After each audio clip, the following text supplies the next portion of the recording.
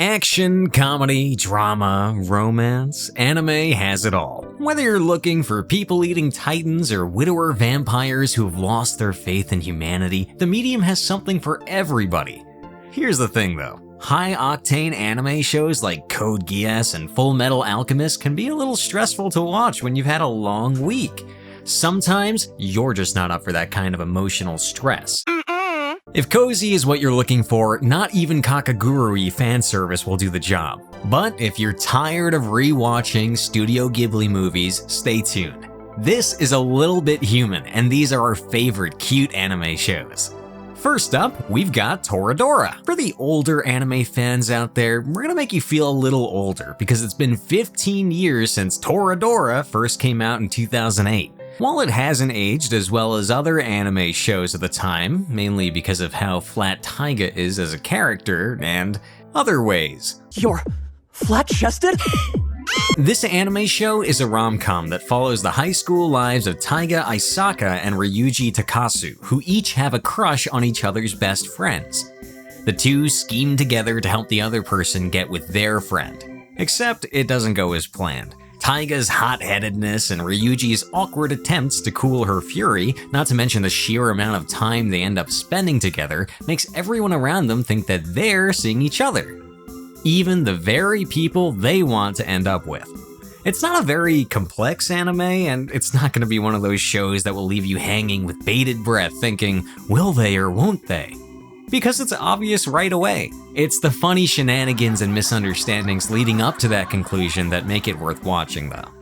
Now, let's make way for a real anime legend. K-On! Is an anime sisterhood of the traveling pants, but with girls that have way more adorable personalities and dynamics. It was, and continues to be, a breath of fresh air among female audience-oriented anime shows because it's a high school anime that isn't about romance. Instead, the 5 female heroines of K-On! Are just trying to figure themselves out, form strong friendships with each other, and accept when it's time to move on from their youth. Oh, and learning how to play instruments because their lead guitarist can't even play at first. The girls of the Hokago Tea Time Club have Yui as lead guitarist, Azusa as the rhythm guitarist, Mio as the bassist, Sumugi on the keyboard, and Ritsu on the drums. There's a really neat story arc in K-On! Where Ritsu acknowledges the phenomenon of the drummer being the least appreciated and noticed member of the band while also having it tie into her own feelings about girlhood. Certainly doesn't hurt that the anime has legitimately good music that you'll end up wanting to listen to, like My Love is a Stapler. A lot of the rom-coms and slice-of-life animes we get are centered on high school students, which is great and all, until you're no longer in high school and the problems of teenagers just seem small and unrelatable. Enter Wotakoi, Love is Hard for Otaku, or just Wotakoi, because let's face it, that title is a mouthful to say. Wotakoi is an anime about a group of young adults going about their daily lives as office workers, except they have a dark secret. They're otakus. What the f*** is that? In Japan, and this might be a shocker for some of you, being an otaku isn't a socially acceptable thing to be. If you thought the stereotypes against geeks who like Dungeons & Dragons, Star Wars, or video games a few years back were bad, otaku discrimination is worse. Otakus are seen as weird, perverse, and even dangerous in some cases because of associations between anime and the murder of several girls in 1989 by Tsutomu Miyazaki, who was indeed an otaku. It's like the satanic panic against D&D, except someone actually got hurt. If you want to learn more, you can check out the link down below in the description. Anyway, in Wotakoi, Narumi, Hirotaka, Hanako, and Taro all try to navigate adult life and maintain their interests and personalities. Narumi is a fujoshi, a female anime fan who likes gay romance. Hirotaka is a gamer, Hanako cosplays, and Taro likes bishoujo anime, which is a type of anime for young girls, even though he's a 20-something guy. They all try to keep their otaku-ness under wraps while at work while going to otaku-geared events outside of work.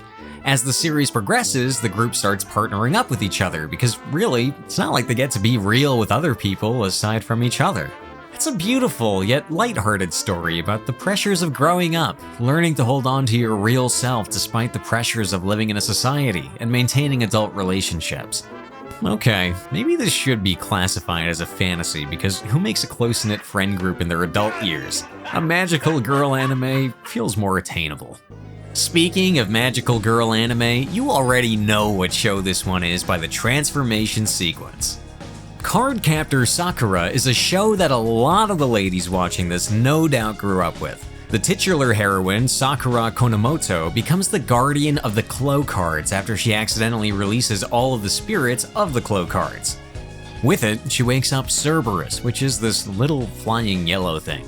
Cerberus is pissed that Sakura just undid all his hard work and now makes her recapture all of the Clo card spirits.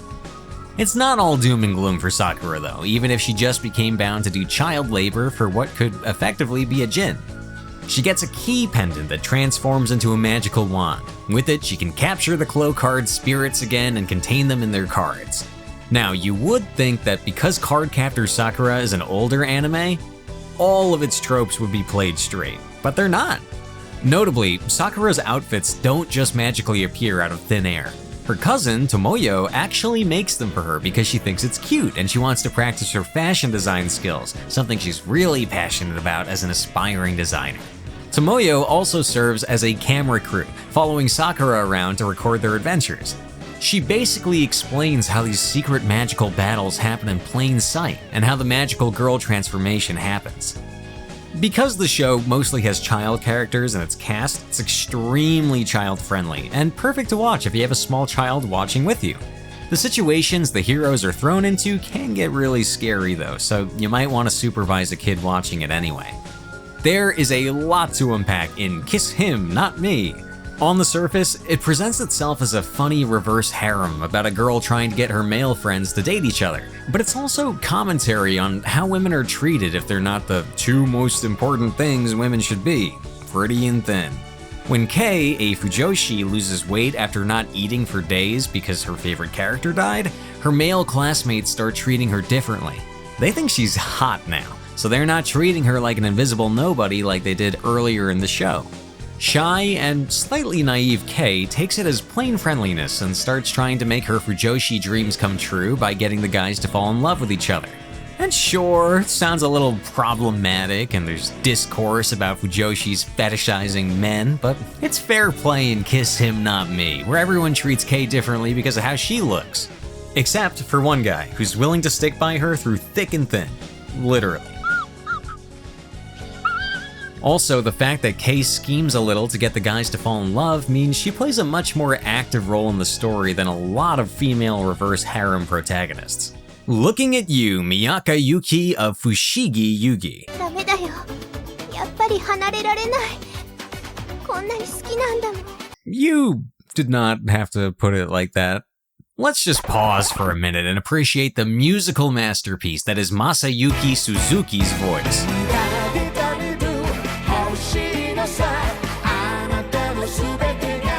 If you think the OST is good, the anime itself is even better. Based on a manga of the same name, Kaguya-sama, Love is War, is a primer on what happens if two tsunderes fall in love, and neither of them want to say the forbidden 3 words, 8 letters, say it and I'm yours phrase. Yeah, boy. Now, if this was a normal anime show, the high school leads would be trying to get over their shyness to confess their feelings to one another. But with Shirogane and Kaguya, they're just scheming to make the other person confess first. How do you make someone confess their feelings though? By breaking their resolve. They get the other person into romantic situations with them to get them to give up and admit they're in love. What? All of their friends know what's up too, making it even more hilarious because while some of them try to help, even more of them try to make things more confusing for Shirogane and Kaguya. Especially Shika, who manages to ruin a lot of the show's most romantic moments. As fun as breaking tropes can be, there is a natural charm to classic anime romance tropes. Komi Can't Communicate was one of 2022's hottest anime series, and it's about a girl named Komi who has a hard time communicating with other people. I know.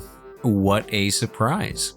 We thought it would be about a cyberpunk city where supernatural powers are an allegory for the nuclear bomb. Oh wait, that's Akira. Leave me alone! Ah! Moving on. Komi-san isn't mute, so she's not physically incapable of talking to people, but she is incredibly anxious to the point that she may as well be actually mute. To make matters worse, she's pretty and smart, so the fact that she can't talk to anyone makes other students think she's just really stuck up and full of herself. Like an introverted Regina George. No. Tadano, the guy who later develops a crush on her, realizes that Komi just has mental health problems and tries to help her navigate social situations.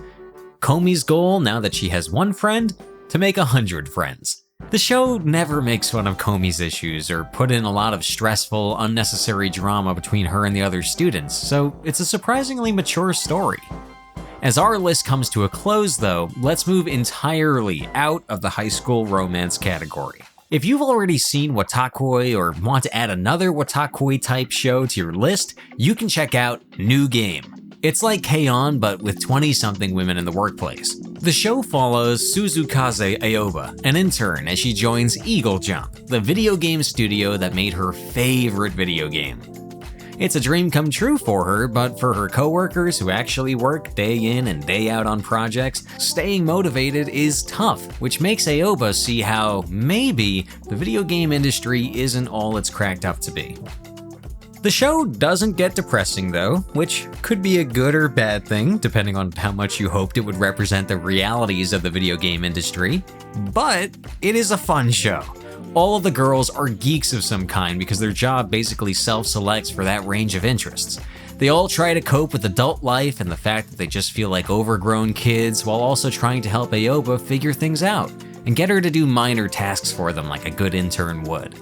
The show also has funny commentary about work culture in general, such as the scene where Aoba stares at the camera and asks, "Is being a full-time employee just a loophole to make wages lower?" If the thought of that makes you want to stop working altogether, you're not alone. We're tired of... Yakuza bosses get tired of work too. It may be cool to call yourself a Yakuza boss, but the job has more hazards than any kind of compensation can match. There's workplace hazard, and then there's risk of violent death after all. So when Tatsu finds the woman of his dreams, he decides to quit his life of crime to become the best house husband in Japan. And hey, we get it. We would house husband for Miku too. She understands and accepts him, has a cool hobby as a magical girl anime fan, and she's a great provider. It's a quiet life for Tatsu now, but he keeps getting into trouble. Not only does his habit of saying ominous mafioso stuff about the most innocent things like groceries scare people, he also keeps seeing his old Yakuza enemies on the street. And they've all become house husbands or regular people with day jobs, leading him to get into fierce battles to show who the better cook is. You serious? That said, the show does have some touching moments that casual viewers who aren't familiar with Japanese culture might miss, such as the way most people discriminate against Tatsu because of his tattoos, a nod to the ostracization that real former Yakuza go through. Wholesome, sweet, and with just the right amount of fan service, My Dress Up Darling is a slightly desanitized take on the high school slice of life romance. Gojo and Marin find their way to each other through an unexpected overlap in their passions. Goju likes traditional Japanese dolls, and Marin likes cosplay. Despite Marin's attractiveness, the show makes it clear that she's somewhat of an outcast too. This bit of context might go over the heads of most Western audiences, but Marin being a gyaru, a member of a subculture known for trying to emulate a stereotypical Californian girl look, makes her a misfit in the traditional standards for Japanese girls to be quiet and have a more natural look. The gyaru is outgoing and outspoken, two things that Marin is. Sound odd? You can head down to the description and check out our piece on Lolita fashion to understand why Marin's feminine style is seen as undesirable. Goju, on the other hand, is a fellow misfit for his interest in traditional dolls. It's a respected craft, but the fact that he's a young man doing it gets a few side eyes, so he's hesitant to tell anyone about it. At first, Goju is embarrassed about his feminine interests because of being bullied as a child for liking Hina dolls, but it becomes clear that Marin, an otaku who's no stranger to being ostracized, doesn't really care. The two partner up together to make clothes for Marin's new cosplay hobby because this girl could not sew to save her life. Marin and Goju start a friendship built on their shared passion for clothes. Gojo sews beautiful outfits and cosplays for Marin, who happily models them. Did we miss any of your faves? Share them with us in the comments below because we might just get ideas on how to talk about them with you. Make sure to click the little bell to turn on notifications so you'll always know when we share a video about your favorite shows, books, movies, and games. This is A Little Bit Human, signing off.